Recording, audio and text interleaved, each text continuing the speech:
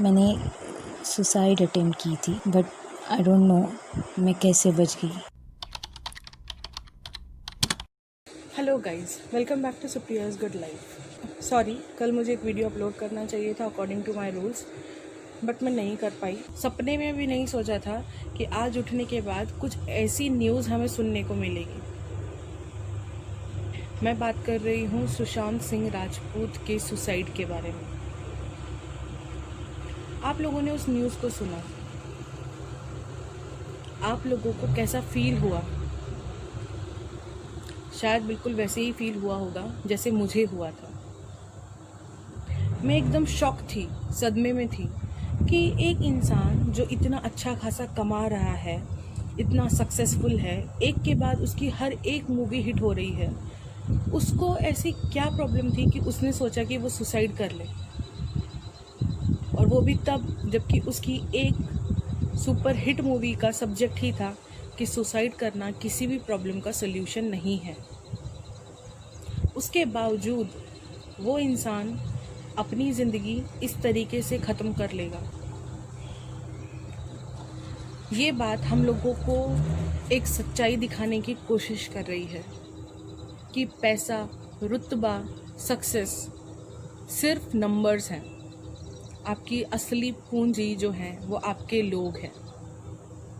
इंसान कितना ही कमा ले, कितना ही ऊपर पहुंच जाए, लेकिन अपने दुख बांटने के लिए अगर उसके पास एक भी अच्छा दोस्त नहीं है जिससे वो अपना मन हल्का कर सके, तो वो कमाया तो भी क्या कमाया। आपकी, मेरी, हर किसी की ज़िंदगी में एक मुकाम ऐसा आता ही है जब लगता है कि ये ज़िंदगी बेकार है, जीने से अच्छा मौत है। लेकिन उस वक्त जब आप अपने माँ बाप का चेहरा देखेंगे ना, चाहे वो एक फ़ोटो क्यों ना हो, उस वक्त जब अपने माँ बाप का चेहरा आप देखेंगे तो आपको दूसरा ख्याल ज़रूर आएगा कि मेरी मौत पे इन दोनों का क्या हाल होगा। जो भाई बहन मुझसे लड़ते हैं, मुझसे झगड़ते हैं, क्या मेरी मौत पे वो खुश होंगे कि हाँ, एक इंसान जो मुझे बहुत परेशान करता था वो आज नहीं रहा या नहीं रही? नहीं ना।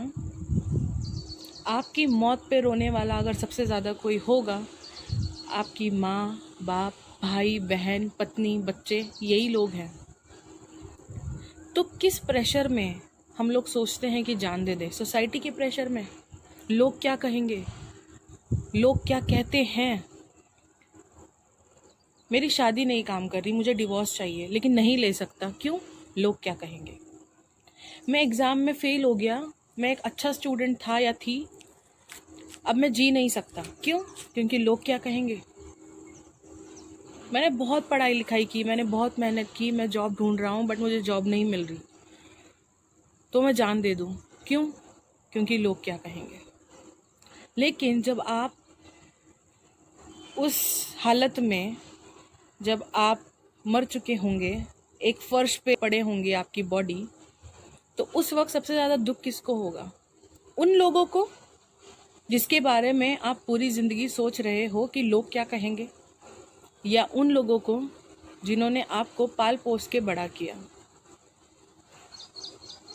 उठते बैठते आपसे हंसी मजाक, लड़ाई झगड़ा किया उन भाई बहन को, या उस पत्नी को जिसने अपना खुद का परिवार छोड़ के सिर्फ आपके लिए वो आगे आई और आपके साथ ज़िंदगी बिताने का निर्णय लिया। उस वक्त लोगों को कुछ फ़र्क नहीं पड़ने वाला, वो आएंगे, अपना शोक प्रकट करेंगे और चले जाएंगे। नुकसान किसका होगा? आपके घर वालों का और आपका। हमेशा हमेशा हमेशा सोचिए, किसी भी मुसीबत का सल्यूशन सुसाइड नहीं है। आप खुद से खुद को हरा नहीं सकते।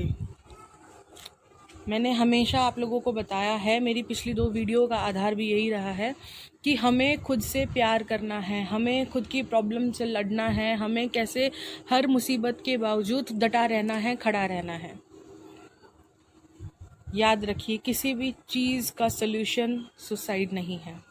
हमें इस चीज़ के बारे में भी सोचने की ज़रूरत है कि हमारी सोसाइटी किस तरफ जा रही है। आपने सोचा था 50 साल पहले, 100 साल पहले जितने डिप्रेशन के केसेस आज की तारीख में बढ़ गए हैं, 50-60 साल पहले क्या उतने केसेस थे? क्या लोग इतने ज़्यादा अकेला महसूस करते थे उस टाइम पे? तो अब क्या हुआ? ऐसी कौन सी वजह है कि अभी डिप्रेशन के केसेस लगातार बढ़ते जा रहे हैं और इस संख्या में बढ़ रहे हैं कि उसका अनुमान भी हम लोग नहीं लगा सकते।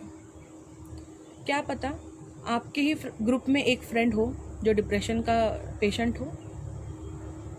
क्या पता आपकी फैमिली में कोई रिलेटिव हो जो इस प्रॉब्लम से जूझ रहा हो। और क्या पता हम खुद हों और हम किसी से शेयर नहीं करना चाहते। एग्जाम्पल आपको एक बताना चाहूँगी मैं। एक नई नवेली दुल्हन शादी करके जब अपने घर आती है, नए घर आती है, वो पहले से ही बहुत डरी होती है, बहुत सहमी होती है। एक दुख होता है कि वो अपने घर वालों को पीछे छोड़ के आई है। साथ में खुशी भी होती है कि एक नया जीवन साथी मिला है, एक अच्छा परिवार मिला है। कुछ ना कुछ करके वो अपने उस परिवार को, अपने उस जीवन को खुशहाल बनाने की कोशिश करती है। लेकिन अगर हर वक्त उसको जताया जाए कि तुम इस घर की नहीं हो, तुम बाहर से आई हो, तुम इस परिवार का हिस्सा ही नहीं हो, तुम्हारा बात करने का तरीका हम लोगों से काफ़ी अलग है, तुम्हारा उठना बैठना गलत है, तुम जो पहनती हो ओढ़ती हो वो हम जैसा नहीं है, इसीलिए वो भी गलत है, तुम गाड़ी तेज चलाती हो, तुम लोगों से बात ज़्यादा नहीं करती हो या तुम लोगों से बहुत ज़्यादा बात करती हो। जब ऐसे जो होते हैं ना पॉइंट्स हर वक्त उस औरत के, उस लड़की के दिमाग में हर वक्त चलते रहें कि मेरे बारे में लोग ऐसा बोल रहे हैं, मेरे बारे में लोग वैसा बोल रहे हैं, तो उस वक्त सिचुएशन ऐसी होती है कि वो लड़की खुद को 4 दीवारी में बंद कर लेती है। लोगों के द्वारा दी गई ये जो सारे पॉइंट्स हैं ना कि तुम ये, तुम वो, तुम ये, तुम वो, अगर उससे वो उभर गई तो वो जिंदा भी रह लेगी। लेकिन जिंदा रह भी गई तो शायद उसके अंदर उतनी ताकत नहीं होगी कि वो फिर से जैसे पहले खड़ी थी वैसी खड़ी रह पाए। उसके अंदर शायद वो आत्मविश्वास ना रह सके, शायद वो अपना वो कॉन्फिडेंस ही खो दे। स्कूल में डैशिंग बोली जाने वाली वो लड़की शायद अब बिल्कुल सहमी सहमी रहने लगे। 4 लोगों के सामने जाने से पहले वो सोचे कि ये लोग मेरे बारे में क्या सोचते हैं। ये एक एग्जाम्पल है, ये एक उदाहरण है। सोसाइटी लोगों की ज़िंदगी में बहुत बड़ी जगह रखती है, लेकिन वो सोसाइटी ऐसी होनी चाहिए जिससे हमारी ज़िंदगी को एक दिशा मिल सके, ना कि ज़िंदगी ही दिशाहीन हो जाए। आपकी जो ज़िंदगी होती है ना, वो सिर्फ आपकी ज़िंदगी नहीं होती, वो ज़िंदगी होती है आपकी माँ की, आपके पिता की, आपके भाई बहन की, आपके रिश्तेदारों की, आपके कई सारे रिश्तों की। वो एक ज़िंदगी इन सभी लोगों से जुड़ी होती है। आपको जन्म देने के लिए, आपको हंसता खेलता देखने के लिए आपको पता भी नहीं होगा शायद आपके माँ बाप ने कितने सारे सेक्रीफाइसेस किए होंगे। समझ सकती हूँ मुसीबत जो है वो काफ़ी बड़ी है।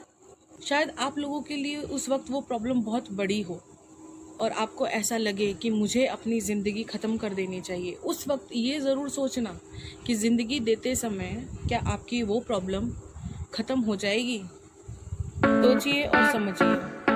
और मैं फिर कहूँगी कि किसी भी प्रॉब्लम का सॉल्यूशन सुसाइड नहीं है। लड़िए, झगड़िए, उस प्रॉब्लम से लड़के बाहर निकलिए, लेकिन सुसाइड गलत है। Hello everyone. एक्सपीरियंस शेयर करने से पहले मेरी सबसे एक रिक्वेस्ट है कि आप ऐसे कभी मत कीजिए या फिर ट्राई भी मत कीजिए। ये सब आपको सुनने में बहुत ही अलग टाइप लगेगा और आप बोलेंगे कि कैसी लड़की है ये, लाइफ में क्या चल रहा है इसके। बट मैंने खुद ही अपने पैर पे कुल्हाड़ी मारी थी, तो मुझे सब झेलना ही था ये सब चीज़ें। 10 इयर्स पहले की बात है। मैंने लव मैरिज की थी। अभी मेरी लाइफ ठीक चल रही है, बट कुछ साल पहले मैं डिप्रेशन में थी, क्योंकि बहुत सारी एडजस्टमेंट, लोगों के ताने, रिलेटिव्स का टॉर्चर करना और फाइनेंशियली स्टेबल ना होना, इस वजह से हस्बैंड वाइफ में बहुत ही झगड़े हो रहे थे और इसकी वजह से हम डाइवोर्स तक आ गए थे और हमारे दोनों की भी फैमिलीज़ हमें सपोर्ट नहीं कर रही थी। इस बात में मेरे पास तो कोई ऑप्शन नहीं था। ये सब चीज़ें झेलने के बाद मैंने सुसाइड अटेम्प्ट की थी, बट आई डोंट नो मैं कैसे बच गई। शायद वो भगवान की कृपा होगी या फिर मेरे मम्मी पापा का प्यार रहेगा। इसी वजह से मैं आज आपसे बात कर रही हूँ। After all this I get the suggestion from one of my family doctor और उनके गाइडलाइन से और ट्रीटमेंट से मैं ये सब चीज़ों से बाहर आ गई, सही सलामत बाहर आ गई। और अभी मैं, मेरे हस्बैंड और मेरे 2 बच्चे, हम बहुत अच्छी तरह से रह रहे हैं। और आप भी ये सब चीज़ों से मोटिवेट होइए कि कितना भी डिप्रेशन आए कुछ भी हो जाए, बट सुसाइड अटेम्प्ट नहीं करना है या फिर कोई गलत डिसीजन कभी भी नहीं लेना है, क्योंकि एक गलत डिसीजन पूरी लाइफ डिस्ट्रॉय करता है। Hello Supriya, thank you so much for giving me opportunity to share my experience. Current Covid situation ने हम सबको काफ़ी कुछ सिखाया है और इंट्रोस्पेक्ट करने का चांस दिया है। अभी कल की बात ले लो, सुशांत सिंह राजपूत की न्यूज़ हम सब के लिए बहुत ही शॉकिंग है। इस न्यूज़ के वजह से मैं सोच में पड़ गई और सोचते सोचते मुझे भी मेरे इंजीनियरिंग कॉलेज के डेज याद आ गए।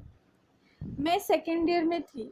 4 सेमेस्टर एग्ज़ाम देने के बाद जब रिज़ल्ट आया तब मुझे पता चला कि मेरा ईयर डाउन हो गया है, बिकॉज़ मैं मोस्ट ऑफ द सब्जेक्ट में फेल हो चुकी थी। रिज़ल्ट देख के तो मैं रोने पड़ गई। I was completely lost. अब मैं क्या करूँ, कैसे मेरे पेरेंट्स को बताऊँ, वो क्या सोचेंगे मेरे बारे में। एक तो एजुकेशनल लोन लेके पढ़ा रहे थे वो मुझे, और रिलेटिव्स तो होते ही है। रिलेटिव्स तो पहले ही अपोजिशन में थे मेरे पेरेंट्स के इस डिसीजन पे कि लड़की को इंजीनियरिंग करने के लिए पूना भेज रहा है, लोन लेके पढ़ा रहा है, क्या ज़रूरत है इतनी दूर पुणे भेजने की। यहीं पे घर के नज़दीक जो इंजीनियरिंग कॉलेज है वहाँ पे क्यों नहीं पढ़ाते। एक नहीं 1000 बातें, ये सब बातें मेरे कानों में सुनाई दे रही थी और लग रहा था कि अब सब लोग मुझ पे हंसेंगे, मेरे पेरेंट्स पे भी हंसेंगे और मेरे पेरेंट्स भी मुझे फेल्योर समझेंगे। आई couldn't fulfill their dream, I am a loser, ये गिल्ट बिल्ट होने लग रहा। रिजल्ट के दिन मैं बहुत रोई, लेकिन मेरे फ्रेंड्स मेरे साथ थे। उन लोगों ने मुझे बहुत अच्छे से समझाया कि कोई बात नहीं, नेक्स्ट सेमेस्टर में अच्छे से पढ़ाई करके सब्जेक्ट निकाल दे, डोंट वरी, हम तेरे साथ है। थैंक गॉड मेरे फ्रेंड्स मेरे साथ थे, क्योंकि वो मोमेंट मैटर करता है। उन्होंने मुझे बहुत हिम्मत दी। फिर बची कुची सारी हिम्मत जुटा के मैंने मेरी मॉम को कॉल किया और उसको सारी बात बताई फ़ोन पे। पहले तो वो बहुत गुस्सा हो गई थी, बट देन जब मैं रोने लगी वो खुद ही फिर मुझे समझाने लगी कि डोंट वरी, पापा को भी मैं समझा दूंगी। मैं और तेरे पापा भी तेरे साथ है, अच्छे से पढ़ाई कर ले और नेक्स्ट टाइम सब्जेक्ट निकाल दे। ये तो हो गई, सबको कन्विंस कर लिया था। अब आगे क्या, पूरा 1 साल पढ़ा था। सारे मेरे फ्रेंड्स, हॉस्टल मेट्स, जूनियर्स सब कॉलेज जाते थे और मैं अकेली हॉस्टल पे दिन भर बैठी रहती थी। तो अजीब अजीब ख्याल दिमाग में आते थे। बोलते हैं ना कि खाली दिमाग शैतान का घर होता है। फिर मैंने डिसीजन लिया कि मैं जॉब ज्वाइन कर लेती हूँ। मेरे कॉलेज के ही नज़दीक एक स्कूल था, वहाँ पे मैंने कंप्यूटर टीचर का टेम्प्रेरी जॉब ज्वाइन कर लिया। वैसे मैंने 4 मंथ वहाँ पे काम कर लिया और ये जॉब ने मुझे बहुत हेल्प की, जो भी मेरा कॉन्फिडेंस गया था वो बिल्ड करने के लिए। Second thing is, year down का रीज़न मैंने फाइंड आउट किया। जो मैंने अच्छे से पढ़ाई बिल्कुल भी नहीं की थी, वो सारे सब्जेक्ट जो जिसमें बैकलॉग लगा था वो मैंने फिर से अच्छे से पढ़े और वो मैंने 5th सेमेस्टर में ही निकाल दिया। और स्पेयर टाइम में मैं मेरे हॉबीज़ जो रीडिंग, नॉवेल्स रीड करना या फिर ड्राइंग, स्केचिंग, ये सब करती रहती थी जिससे मुझे अच्छा लगे। और फिर बाद में कभी भी मुझे केटी नहीं लगी और मैंने इंजीनियरिंग मेरा अच्छे से कंप्लीट कर दिया और फिर बाद में मुझे जॉब भी लगा and still I am working. ये इंसिडेंट के बाद अभी मैं सोचती हूँ तो ये कंक्लूजन्स मैंने निकाले कि failure should be our teacher.